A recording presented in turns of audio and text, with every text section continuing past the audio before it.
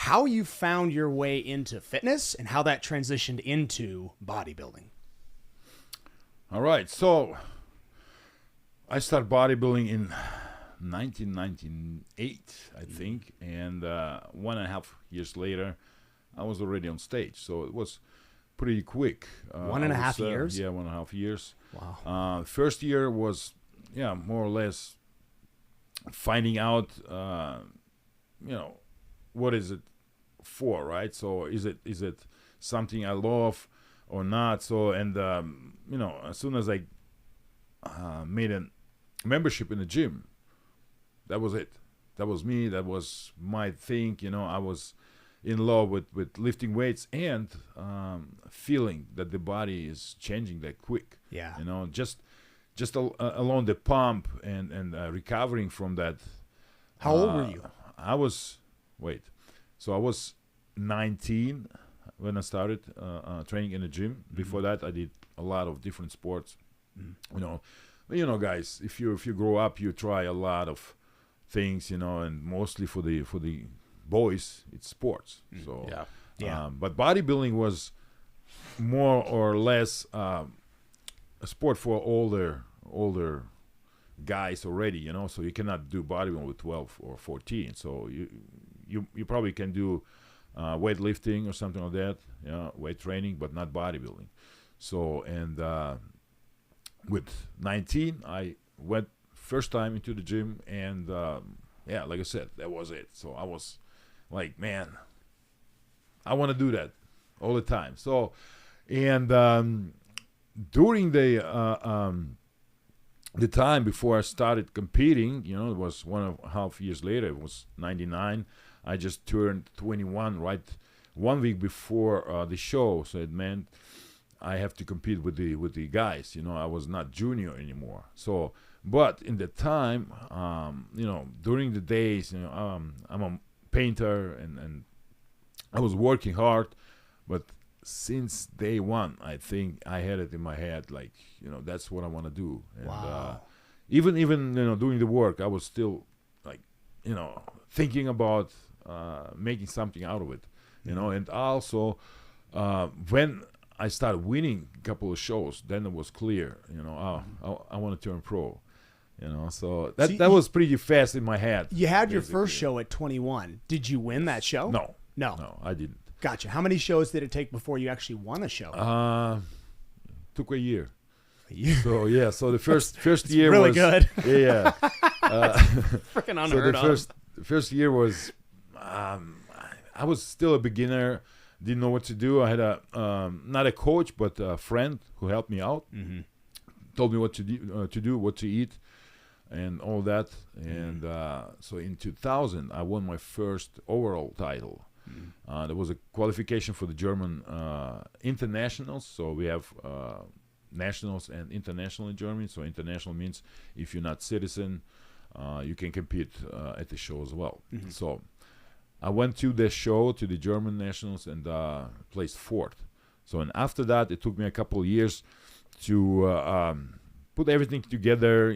So you guys know how life is. I lost my job, this and that. So I was struggling a little bit. I couldn't find the right way. And then after a while, I figured it out, and I started growing again. And in 2005, I finally turned pro after winning the World Championships. Wow. In China. So I had to win the German championships, and they told me, you're not going to get the pro card. You have to compete at the amateur world championships. Before that, a couple of guys, athletes, they received the pro status just by winning the German nationals, So, and that was disappointment for me. So I felt kind of, yeah, how does that, because that doesn't seem to make much sense. Yeah, so they changed the rules how they want it. Yeah. Every 6 months or, like every year. So Because if you couldn't get your pro card winning the nationals in Germany, that means that no German nationals could become pros unless they went to the world and won there. Yeah, so the president and, officials of the federation back then had to decide.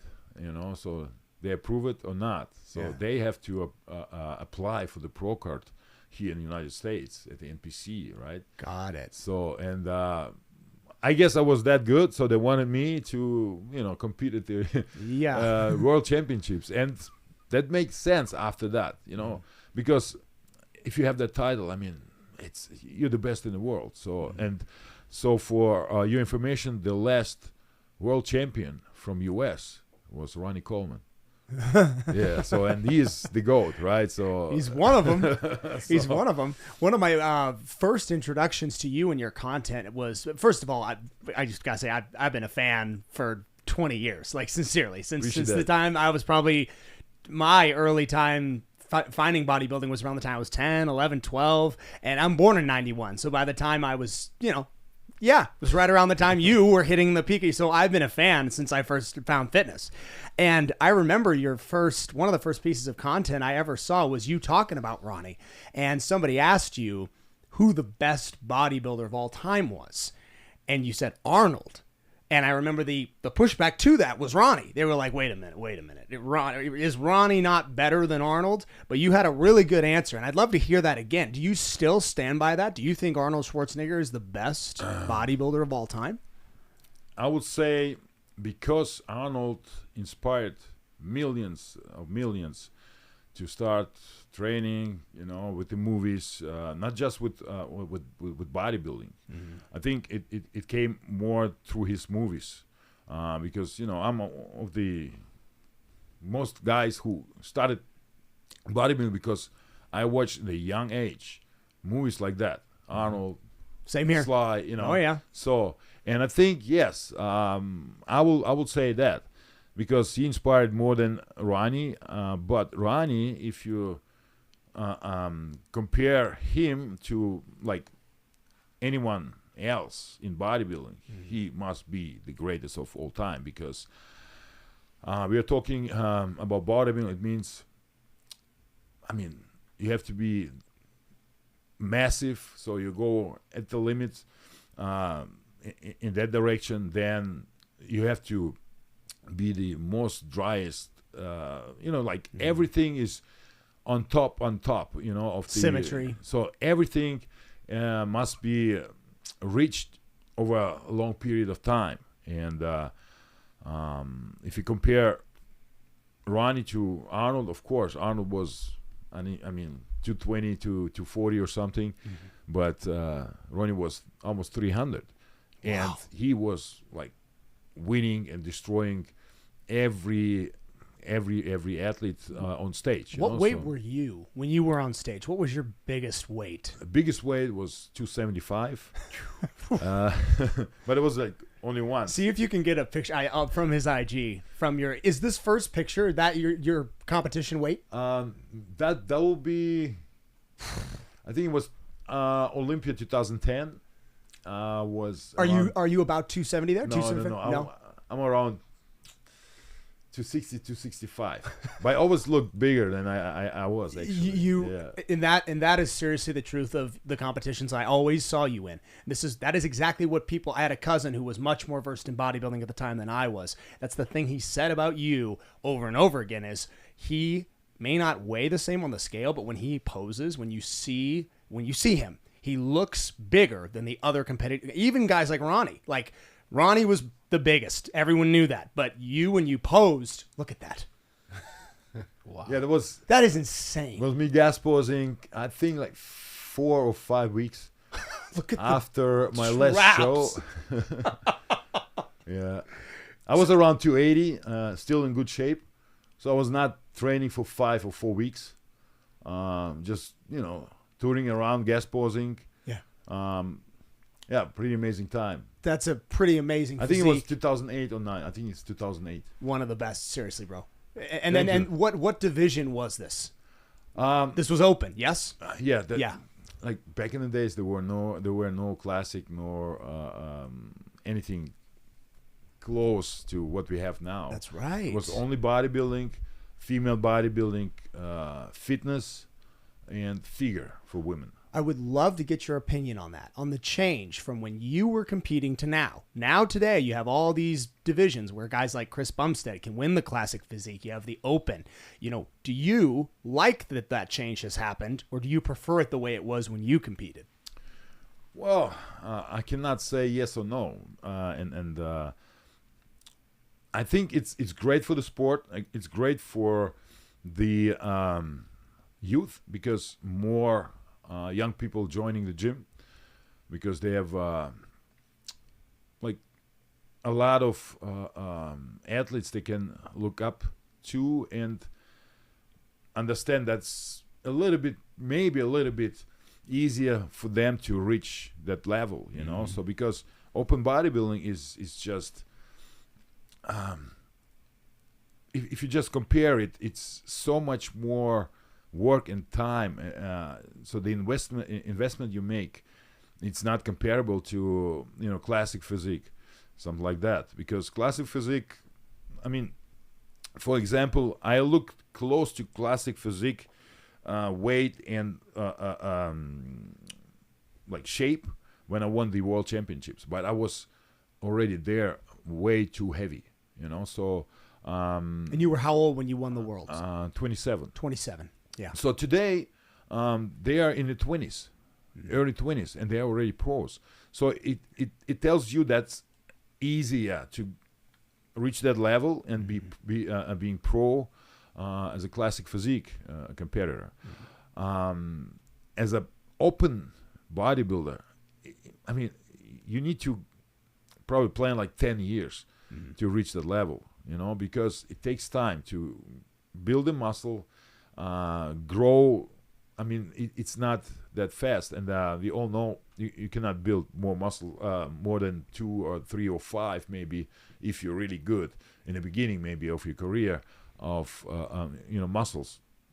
Kilograms, I'm talking kilograms. Sure. Per year, yes. yeah. So but like I said, it's very, very difficult to build all that mass and also get in shape, so it's constant work. So every season, so you're dieting in, you're competing, then you're getting back to building muscle again. So it's always back and forth, and that progress makes you that good. So the muscle development is not just from lifting weights and wait until it grows, right? So it's like dieting down, getting back up again. So the quality comes from hard work and also dieting hard. And patience. Yes, patience, of course. Long time. Yes. So for bodybuilding, it's just not that easy for, kind of understand or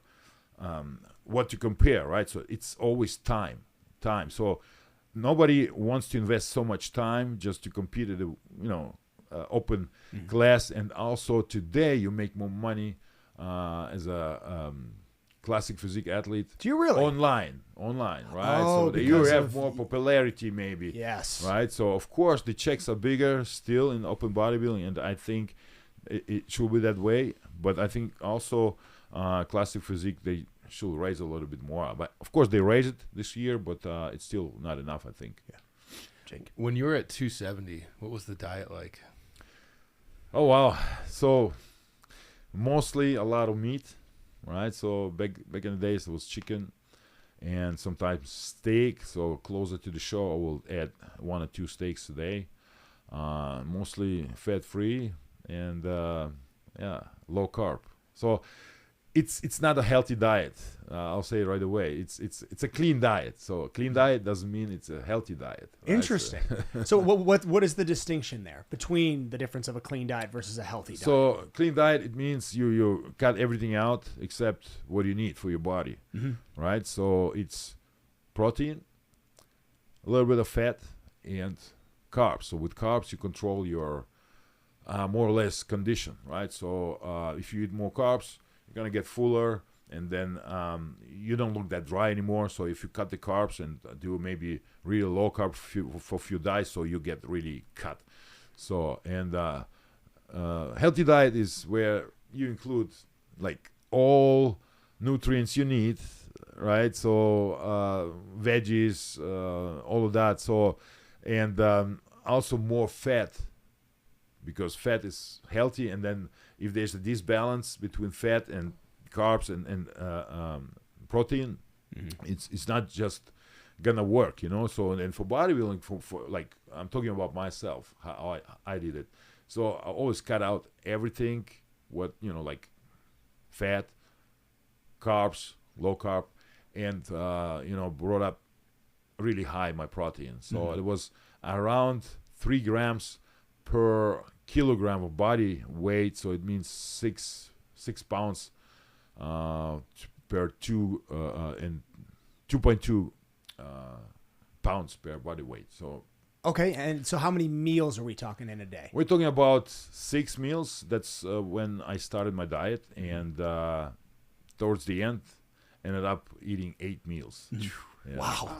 So 8 meals, high protein. Did you ever dehydrate intentionally? Did you decrease water intake, do anything like that? this is only the last week. So the last week is where you start working with kind of manipulating your body with water. So you drink a lot of water for 3-4 days, and then you start cutting the water the last 2 days before the show. So it works like natural diuretics. So the body is saving up the water and salt, and then you cut it out, and then it's just gonna get rid of it, and then you just look almost ready. Yeah. So that's why it's very important to know your body, how it works, and also not just to let's say, okay, I'm not in shape, and I'm gonna deal with diuretics the night before, 2 days before, so that's not gonna help you or not gonna save you. So I always was probably in shape 2 or 3 weeks out.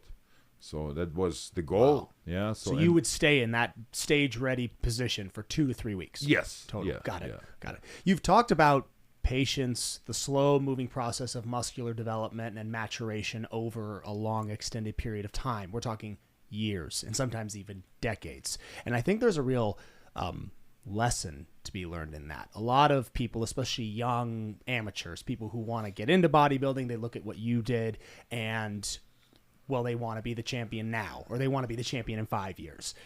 What would you speak to that person?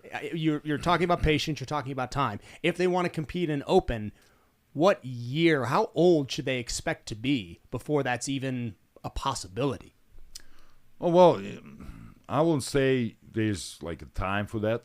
You just need to see how the body is at the moment, what's the situation, and how's the development going, So basically you see if an athlete or young person has talent, building muscle.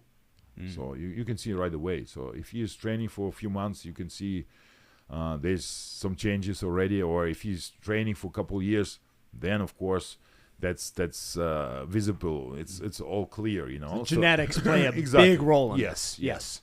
So, and then of course you cannot say, okay, you have to wait or so. No, as soon as you feel ready, you should compete. Yeah. So that's what I'm talking about. That's where the better and faster development starts with competing. It's like on-off.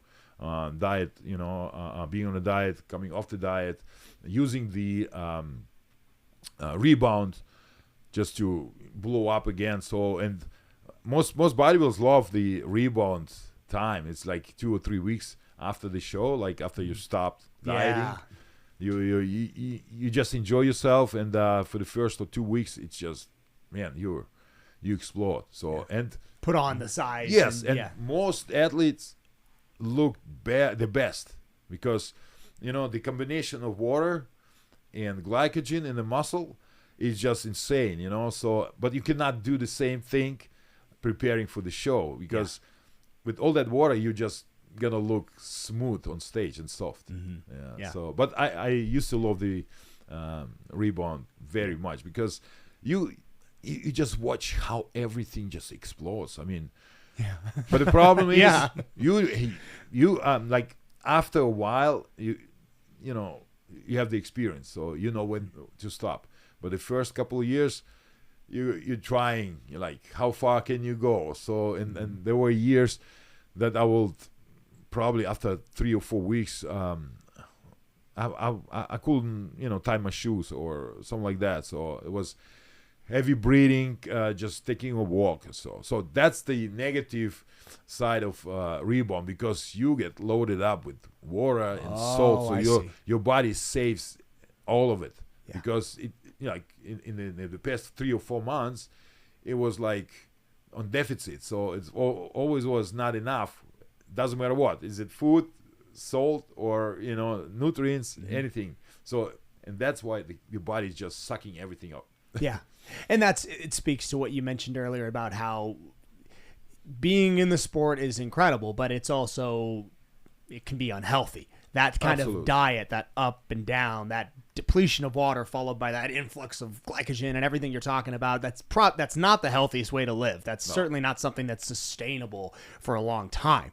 You have made, by the way, again, I've seen you in your prime. I've watched you through your career. Now meeting you here, you have made a very impressive transition from your time as a pro to now, and staying healthy and you look very healthy, very lean. What was the process to succeed in that area, going from such a high level of athletics and bodybuilding to now as a civilian, just living and existing? Appreciate the compliments. Thank you. Well, it was a hard way to that look, because I did a cold turkey right after my retirement. So after my injury, I did my comeback 1.5 years later in 2018 at Arnold here in Columbus, Ohio, and Arnold in Australia. And after that, I understood that's it for me. So I went back home after Australia, and already on my flight back home, I was thinking about what's gonna happen now to me, So and I ended up kind of. People will say it's what they call it today, mental issues, because something is not okay with you, blah blah blah. So you're just kind of in that corner, right? So, but I think why I just stopped using anything or just not training anymore like that I used to do, because I was dealing with that injury still after even my comeback. So which injury? My cervical spine injury. Wait a second, 3, 4, 5, 6, and 7. Holy cow! Yeah. How did that happen? What happened? I don't even know. So the doctors tell me it's from my workouts. Heavy training. Maybe when I was young, did a couple mistakes. Lifted too heavy, and when you're in the 20s, your body takes everything. It just it doesn't matter. Like you don't understand. Even your if limits. you hurt yourself pretty bad, so after a week, it's just kind of normal. It's all almost gone, and you continue to do your thing. So, but it was definitely already in difficult in my prep for my comeback. So I felt already in that time it's not working how it should work, or what I used to do, and how my preps will go. So it was the opposite. So that was pretty bad. So it kind of continued staying in that kind of direction. So I didn't feel really good. So I was thinking more about myself, what to do next, blah blah. So and then started to kind of find something for myself where I can be useful, and what I fell in love with, like with bodybuilding. But it's it's very difficult. So in the beginning I started online coaching. Unfortunately I worked with amateurs, and that didn't work. So I had complaints from clients and all the stuff. So I think all of that kind of put me in that stupid position, like for myself. So I kind of didn't want to do a lot and I didn't find the right thing to do, like all that mix.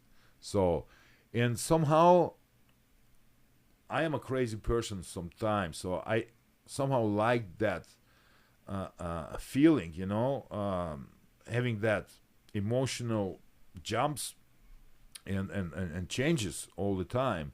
I wanted to figure out how far I can go, because I still had my mind and my body under control, but that was something heavy I never experienced before, right? So mentally.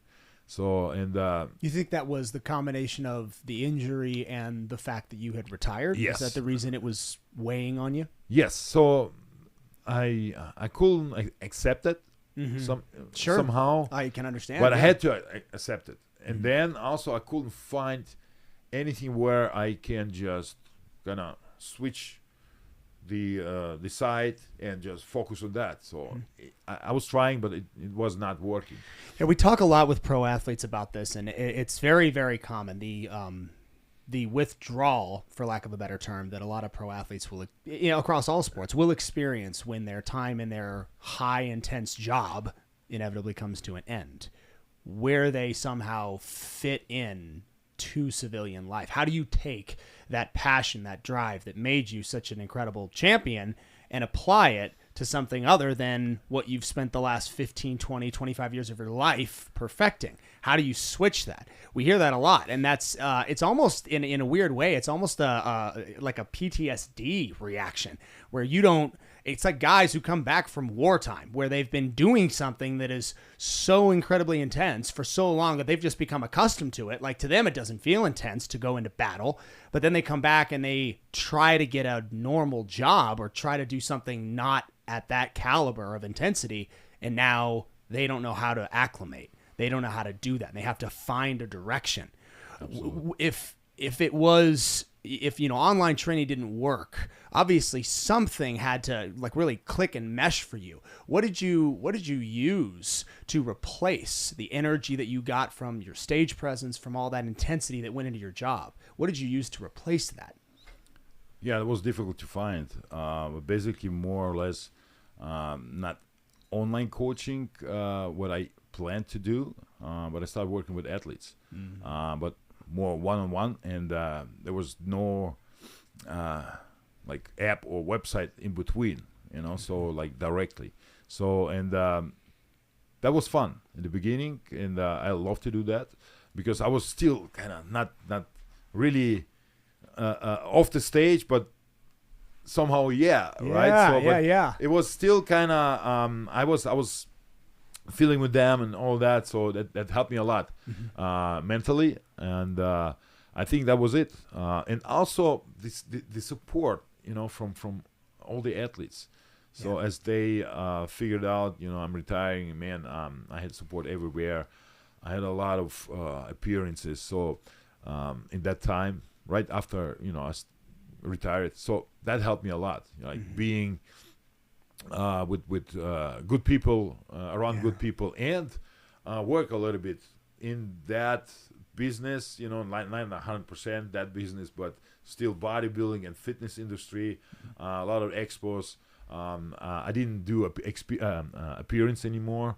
I didn't guest post anymore because I started sizing down, and it's weird for yourself. You cannot even look in the mirror, if you're going through that process of sizing down. So from 270 down to what do you weigh now? I mean, in the off season I was 310. So oh my god! So can you imagine? That's crazy. And it was going. The first year was quick. Maybe I lost 30 pounds. The other year maybe 10 pounds. So it was slowly going down after the first year, slower and slower. Yeah. So right now I'm around 212 maybe. Jeez. Yeah. So it's not that big, but I love that. I don't want to be heavier or smaller. Do you feel better? Do you feel better amazing. when you're too? I feel amazing. Yeah. I feel amazing. It's just, look, man, I feel like a normal person, but still look good, shredded, You do. Yeah, so that's the only goal I have right now, staying in shape and being healthy. So that's number one goal for me, and I do everything for that. So I also regulate my workouts differently, so I don't overtrain anymore. Like even 4 or 5 months ago, I used to train 5 times a week, but I feel now it's too much. So I slow it down a little bit, training 4 times a week, and do a little bit more different sports with that. So, and I feel amazing. So the point is right now for me is how far or how fast can I recover from all training I do. Heck So yeah. if you cannot recover, that's not good. So I take more rest. So and this is what I've been watching all the time. But it is still bodybuilder, still want to lift, still want to train almost every day. But I felt like on the weekend, if I have Saturday and Sunday is like Monday and Tuesday for me. So all the clients sending me all the check-ins, so I have to deal with my clients and athletes on the weekend, right? So, and if I train the whole week hard, on the weekend have to work, it's not gonna work for me, so, and I figured it out like a couple months ago, so, and that's why I'm gonna changing also all my fitness life right now a little bit. It's amazing. I cannot even express to you how happy this makes me, what I'm hearing from you, because what you're showing is a almost remarkable adaptability. And a lot of times that's something I see that high level athletes lack. They have the intensity, but they don't have the adaptability. And a lot of times that comes with injury, with age, with time, where you're forced to adapt. But a lot of guys, they hate that, and they can't do it even after they get injured. The smart ones will learn that adaptability, and they will actually they'll do exactly what you're describing. They'll learn, okay, I need to take 2 days, 3 days, recover. I need to increase my recovery protocol. I need to be doing contrast therapy. I need to be doing massage. I need to be doing these things that, when I was 20, I'm not 20 anymore. Now I'm 30. Now I'm 40. My body's changing. I must change with it. A lot of injuries I see as a coach and in here a lot is just people not willing to make that change with their body. In their mind, and I understand this, I mean, in our minds, we're still as young and healthy as we ever were wherever we were when we were at our best. In our mind, we're still back there. But unfortunately, our body has other plans. And this adaptability that you're talking about is amazing. That's why you've gotten to this point where you feel healthy, you feel good. I'm sure right now you probably even feel better than sometimes when you were like huge at that. Oh yeah. Yeah. Oh yeah. I mean, people don't understand how hard it is being that big. It's forcing yourself doing everything, starting with food.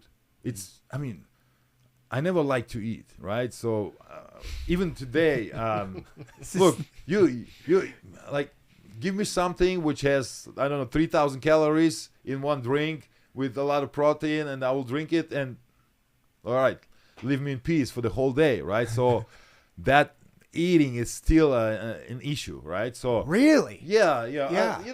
If you force yourself for 20 years, so it's playing with your mind, and I think put some damage too on it. Oh yeah. Also, something So- common I've heard. I haven't interviewed him yet, but Jay Cutler I know has talked about that a lot. He's talked about the fact that he doesn't enjoy a single meal in his entire Yeah, life. we've been eating so that everything we do works, right? So taste didn't matter, nothing didn't matter, ever matter. So you have to get your nutrients, of course, your salt, vitamins, right? But the rest is just no taste. It doesn't matter, right? You must eat, yeah. Yeah. So, and I don't like sauces and all that until today. I can do that, man. Wow. Yeah. So You pay a price to be at the level you were at is by no means free, and it does so much to your body.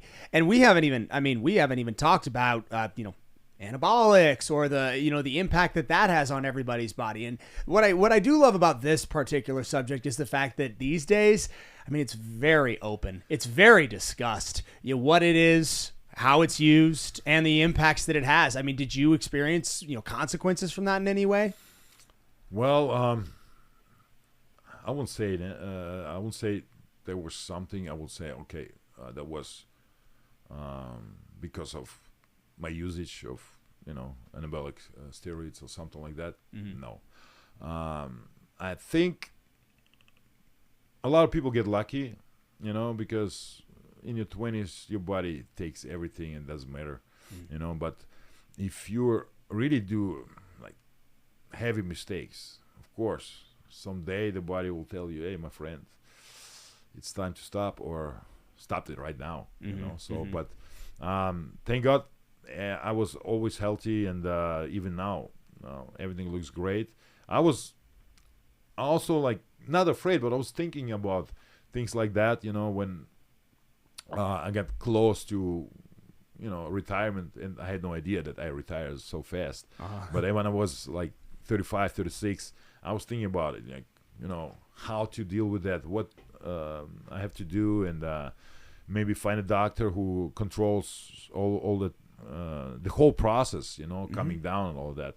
So yeah, that and actually that's what I did. I just watched my blood work, and came down slowly, year by year, and right now I'm doing only TRT, and I'm happy. Everything works, everything is great, everything is healthy. So, and that's the goal, to maintain it. Maintenance is number one for me right now. Is it muscle mass? Is it condition? Is it health? So maintenance is what I do right now. It's kind of the name of the game, specifically speaking in terms of maintenance and TRT, as a matter of fact. There's been a very, very real rise in TRT clinics, in the education that's gone around it. I've seen that in my lifetime, where when I first got into weightlifting, TRT clinics didn't really even exist. No. Everything was just self-administered, or you needed to find some, like a doctor in Mexico who would give it to you and run your blood work. And even if you did blood work, a lot of guys weren't even going and doing that. But it does definitely show that there is a healthy way to do hormone optimization if it is something you're wanting to do, even if you're a pro. Like, if you want to push the envelope, shall we say, there is a healthy and a non-healthy way to do that. And in your experience, let's change the conversation a little bit, and let's speak to the amateur. Let's say there's an amateur, he's 26, and he's considering he's won one show and he wants to go to the next level. How would you advise that person go down the road of anabolics safely if he wants to take that on? All right, so today you have a lot of information, and it's mostly misinformation on internet. So I will recommend find a trainer or a professional who can explain you what's going on, or a good doctor, because nowadays a lot of like clinics do that. They help you with blood work and everything. So very, very important part is if you want to start it, get information, like what it is, for what it is, what are your goals, and small dosages. That's the only thing I will start with, and of course with doctor's approval or something like that, or like somebody is just like, if you don't understand what you're doing, you should give it to somebody who knows what needs to be done, So I will never do that as an amateur or as a beginner, like playing, like you just started, and you're training for, I don't know, a year, 2, 3 in a gym, and want to do that. So get as much information as you can. That's the most important thing. So we never learn enough. So and especially if you want to put something in your body, get all the information, learn about it, and make sure you really want to do that, because there's always a reaction from body. The body adapts almost to everything, but the reaction is coming sooner or later. Yeah. Yeah. And we've seen it. I mean, you could pull up a list of 30 professional bodybuilders over the last 30 years who have died from heart attacks from steroid-related issues in some way. So there certainly is a way to misappropriate it, misuse it, and a correct way to do it, because there are guys who do it their whole careers and now they're fine, seemingly. Their blood work checks out. They don't have heart palpitations or enlarged, organs of any kind. So there are correct and incorrect ways to do it, for sure. Yeah, absolutely. I mean, there's always look. People talk about, okay, that's because of steroids, but I won't say it's because of steroids. I will say it's because you're not monitoring your health, and also we don't know like what was in vaccines. A lot of people were jabbed, who died. And I think jabs and sports doesn't work at all. So that's a dangerous part, I think. No. So, and also most athletes have a bigger hearts. So, and there many things can happen, So if your blood pressure is high for years, I mean, there will be a day it's gonna tell you bye-bye, So it's very dangerous staying unhealthy or not knowing how unhealthy you are, So well said. That's how it goes to that road, So unfortunately, so always pay attention to everything, even if you're get your blood work done, but it always can happen anytime to you, I mean, we never know, right? Yeah. So that's like if the time comes, it's there. But if you put a lot of effort to your health, watching it and monitoring it, I think that's the right way to do. And then you can be sure, so sports or no sports, that's all good. Mm-hmm. You mentioned that you actually had a background in sports before you got into professional bodybuilding. Do you think that actually helped you become a much more well-rounded athlete? I mean, your physique going forward was always very athletic looking. Did that come from your time in sports compounded with your weightlifting? Do you think that had an impact? Absolutely. I think so. If the boys and teenagers start doing sports and during the development, that's a big help. So boys, or if they're like around 12 or so, they need to do some sports, and that's gonna help you a lot. So boys have to do that. So I would say also there's a difference. Me and my brother, we always been in sports, and I have a younger brother, so he is 28, so he never did any sports. So and he looks different interests.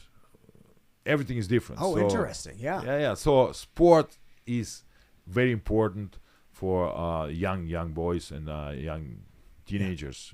Not just the physical development, but that competitive mindset that also, you had. Team sports, all of that is very important when you're young. Yeah.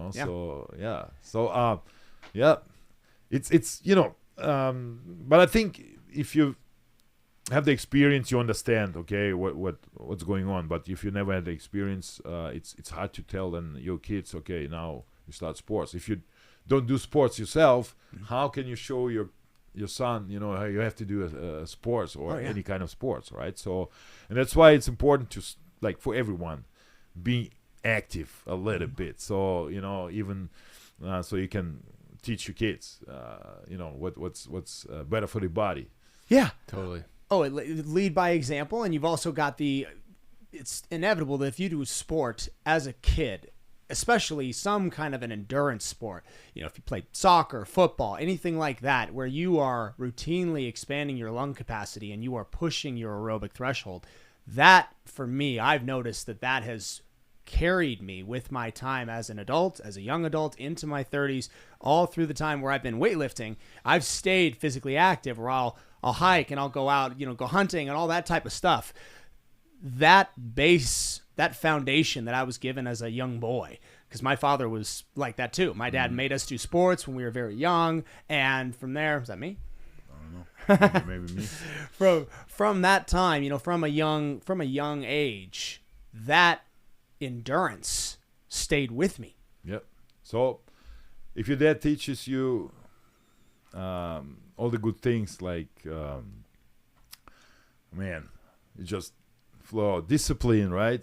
So, and you learn about everything. So if you don't want to do something or not feel good, that's where discipline kicks in, right? Mm-hmm. So, but if you never had the experience or nobody told you, about discipline or told you what is discipline, like Doing it even when you right, don't want to. Exactly. Yeah. So Yeah. discipline is doing what you don't like to do, right? So, and mostly in the sports, in the whole life, that's about discipline, So how many times you don't want to do anything, right? So, right? Most of the time. Most of It's the time, funny. right? So That's a weird part about growing up. Exactly. You realize, like, man, most of the stuff I have to do, it's like I would rather not do this, but we do it anyway. we hated it, right? If your dad's, told you, okay, you have to do that, but after when you grow up, you're saying like, man, thank God it was like that,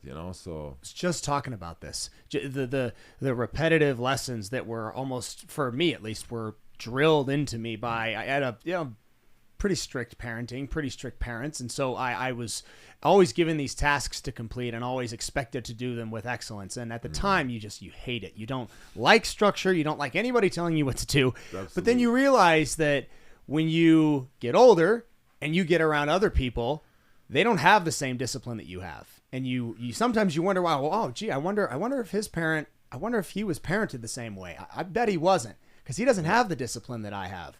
He doesn't do what he says he'll do. Whatever it is, you're dishonest, you're lazy, you won't. Right. That's very common. And I think a lot of that has to do with parenting for sure. 100%. Yeah. Yes. Especially with boys.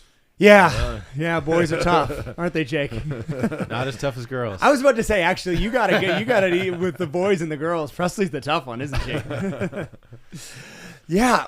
With regards to, because I couldn't get out of this podcast without asking this question. With today's generation of professional bodybuilders, who would you say is your favorite? Who do you like to watch? Ooh, very difficult to say. Like physique-wise, I would say Andrew Jack. Mm-hmm. Absolutely beautiful, and I think it has something similar to Flex Wheeler. His symmetry, his body type, but more massive, heavier structure, and still beautiful. So, and I think if he nails it, he could be very dangerous for Samson Dauda.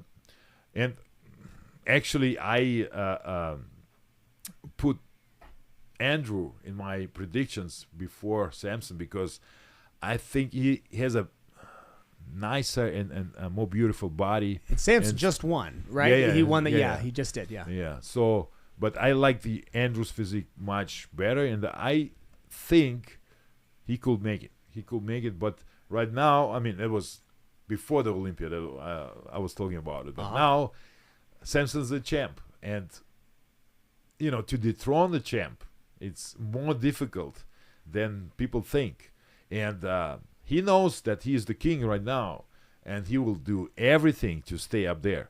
So it means all the critics been given to him about his condition, he's got better, so, but I think now he will be, doing everything in order to kind of get more ripped, show all the doubters that he can do that, right? So, and he knows it's hard for everyone to take his crown, and because like Heidi Chopin, Derek Lansford are far away from his package, what he delivered at the Olympia.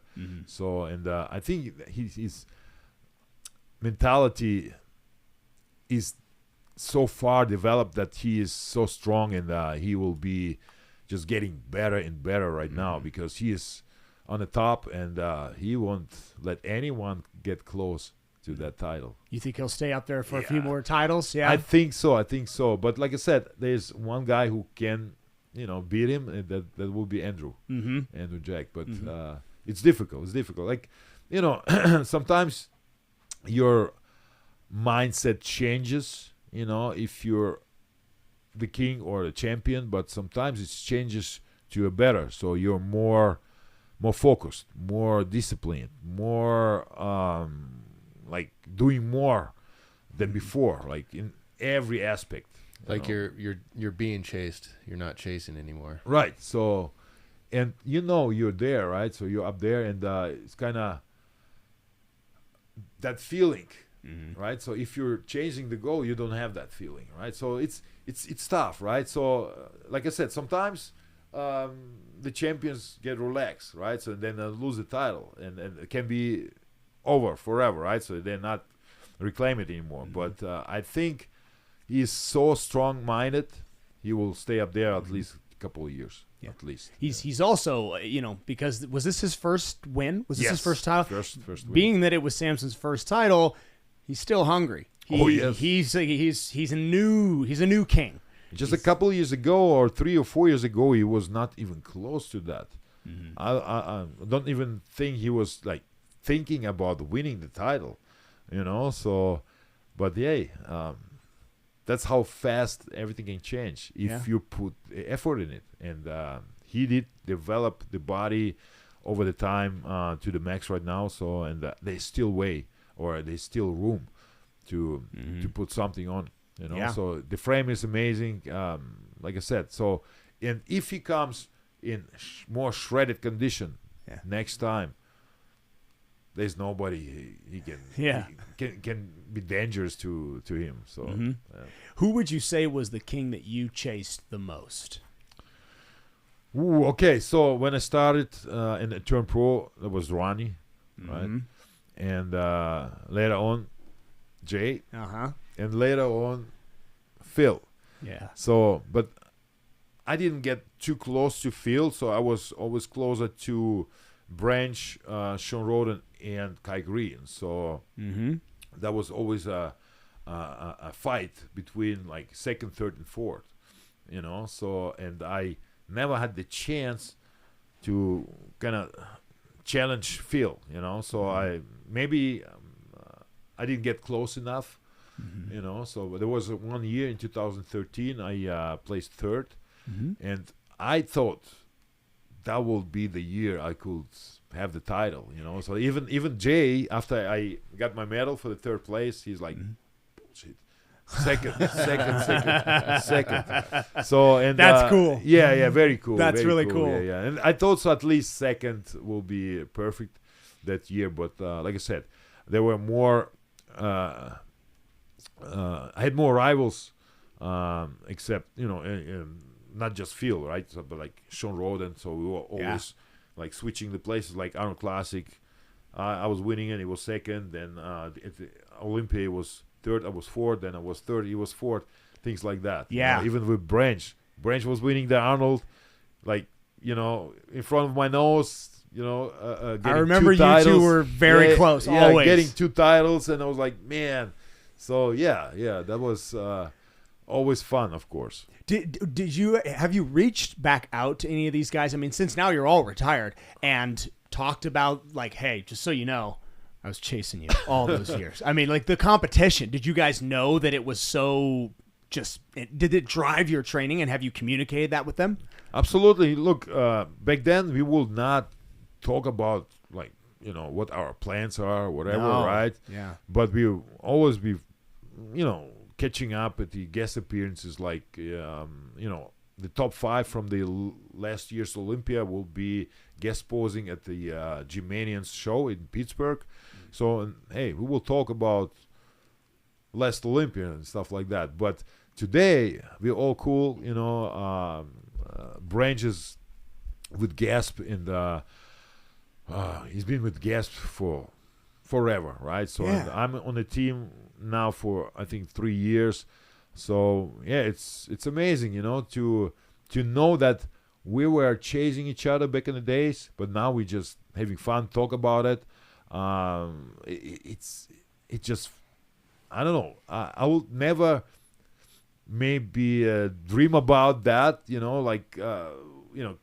retiring and then still be like good friends. Back then there was not not even in my mind, like there was just competing, I was not thinking about, making friends or whatever, but we all were respectful to each other, right? So, but now we're more friends. We talk more different stuff, we don't talk about bodybuilding that much. Well, you're all part of such a very small and unique group of human beings. Dude, there's probably less than 500 of you alive today, like at all. People who get to the top 5 of the Olympia, that's unheard of. And it is interesting how life can change. The people around you who at one point in your life, you're like, oh, everything in my body, I want to beat you. Like I see you as this rival. You take my place, I take yours. And then suddenly you realize we're actually kind of part of the same thing in a weird way. Right. Like everybody else around us is kind of just spectating, but you and I are really in this together, even though it doesn't feel like it while we're doing it. But each of us did almost like everything possible to beat you, or right? So, and that was normal. And I always knew nobody's sleeping, so they all train. So back then, sometimes you're like, my shoulder hurts, so I can't even train. So today's shoulder on the plan, I'm gonna skip it, right? So, but still, you have it in your mind. All your rivals they're not skipping it. They're training, Yeah. So that was tough, So and but now it's just to talk about that. It's so much fun. Yeah. It's crazy. Yeah. And it's great that you've actually found kinship and friendship with some guys like that you're just part of such a unique group of people that have been able to do that. Absolutely. And it also speaks to another point I wanted to talk about, which is we've talked about the sacrifice physically, about what it takes, and even mentally about what it takes to be a champion, to be in your world. But really, I think in anything in life, I think there has to be an acknowledgement that there is an equation, that somebody who is chasing greatness, somebody who wants to become part of that small fraction of a percentage that becomes a champion, they have to sacrifice a lot of the rest of their world, their life. What were some things that, in order to get to the success level that you got to, what were some things that you would say now you had to sacrifice along the way? Ooh. Well, when I was in the 20s and 30s, I probably didn't want to have kids because I felt like I will not get enough time or spend enough time with kids, because of what I do. But it was wrong.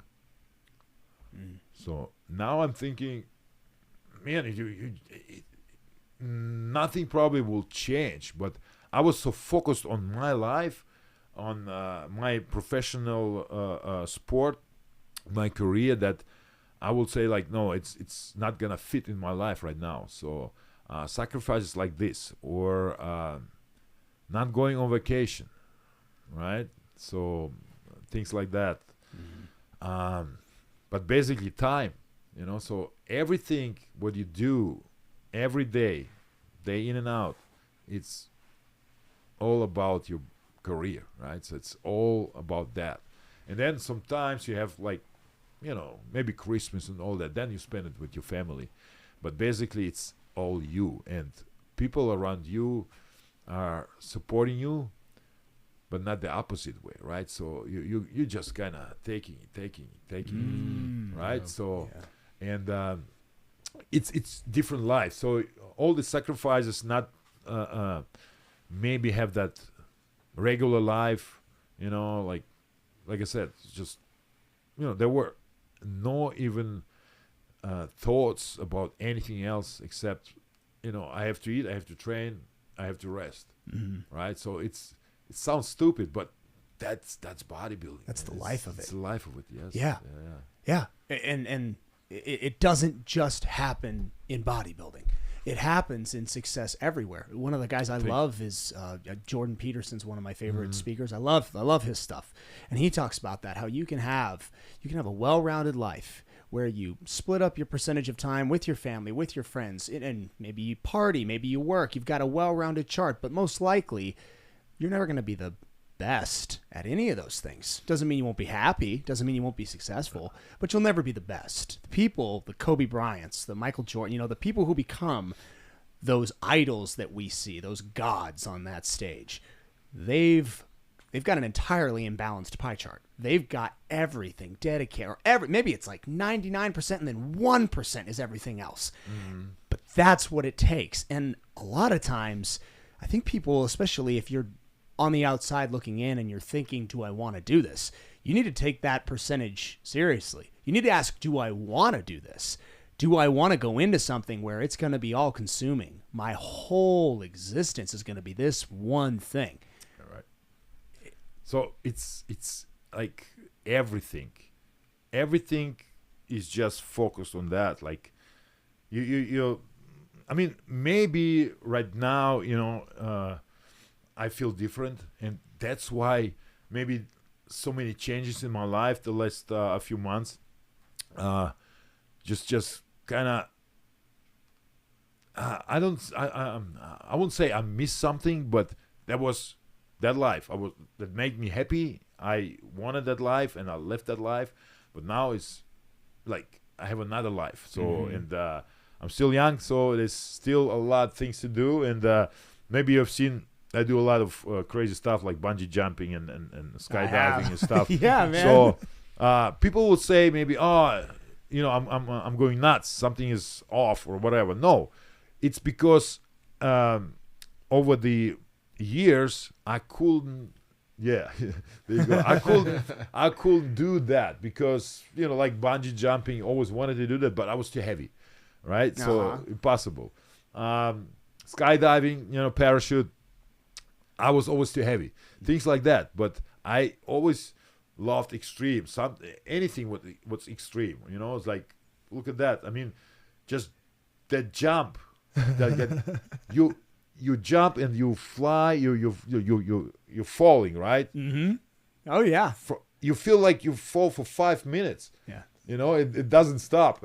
So it's fun. Crazy. I did it in New Zealand. We did it off of a skyscraper. We did it. It's an adrenaline rush for sure. Well, AJ Hackett is from New Zealand, and he built that park, that bridge. Wow. It's in Sochi, Russia. Oh, cool. Yeah, is that where that is? This is in Russia? In Russia, yes. Oh, that is so cool. Yeah, AJ Hackett, he built that over there. Yeah. Look at that bridge. So the writing is bungee with Y. It's not bungee with EE, right? So it was like, okay. I thought he will be, he's Australian. No, he's from New Zealand. Whoa. Yeah. So, very cool. Yeah. So and he it's chose not to do it in bungee Russia. with EE. Yeah. It's great, man. No, I love hearing that though, that you're doing a bunch of stuff, and I get it because you're right. There were limitations to the life you chose. Right. You couldn't. It's not like, oh, I missed all my life. No, there were limitations, like you said, and just if there's opportunity right now, I'm gonna do it. Well, yeah. So why not? Yeah. There's no. Yeah. Absolutely. And I did not. it twice in 1 week. 2 jumps. So you like it. You're into it. Yeah. Insane, man. No, that looks like a blast. Yeah. So that was the first jump. Yeah, it was the first jump. So what can people expect from you, man? I mean, what are you working on? What's next? I know you've got a lot of stuff going on. What do you have coming through the pipeline?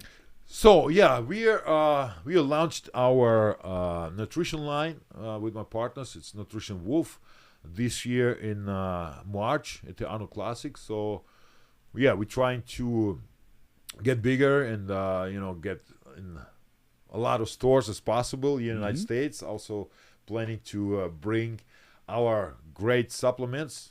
By the way, I brought you some aminos. This is my car. Oh yeah, that's good. I actually need aminos. That's dope. Plan is to expand in Europe and also Russia. And there are so many things coming. I cannot talk about it. Yeah. Because I don't even know should I do it officially or not one day. But there are some changes in my life in the future. So that's gonna be very interesting, and I think for some people shocking. But I'm excited. I'm waiting for that until I have the green light and go. Well, I can't wait to see it, man. I mean, I'm so excited with where you're at and where you've come and everything you've done. Thank you so much for your contribution to the sport and to the world of health and fitness in general, bro. Seriously. Thank you. I appreciate it. that. And thank you so much for coming on. If anybody wanted to get in touch with you for some reason, if they want to get your subs, like where would they go? Where would you send them? Yeah, so the subs is the best way to, look at my Instagram account, and all the links in it. So, but Perfect. nutritionwolf.com, that's our brand, and of course Gasp, Better Bodies, Trifecta, and I just signed with one of my new sponsors. It's Beyond Peptides. They're from cool. Dubai, and very, very high quality peptides, and we just started in November, so just waiting for my delivery, and then I'll start trying and using it too. You'll have to hook me up with some. I'd love to try them as well, man. Hey, Seriously. man, I'm new to peptides, but I've heard it's amazing, man. It's amazing. Yeah, it's not just TB500, like healing peptides, but also why I decided to join the team. It's because longevity and anti-aging. So this is, it fits well in what I do right now, like staying healthy and in shape. So, heck yeah, bro. Yeah. Absolutely. No, this is great. Thank you so much for coming on, man. Thank you guys for having me. I had a blast. Appreciate Especially us too, in that bro. amazing studio, man. Thanks, bud. I appreciate that. What's up, everyone? I hope you guys enjoyed that episode of Becoming the 1% podcast. Dennis, the Big Bad Wolf. If you guys want to see more episodes like that, content similar to that sort of vibe, go ahead and click right here.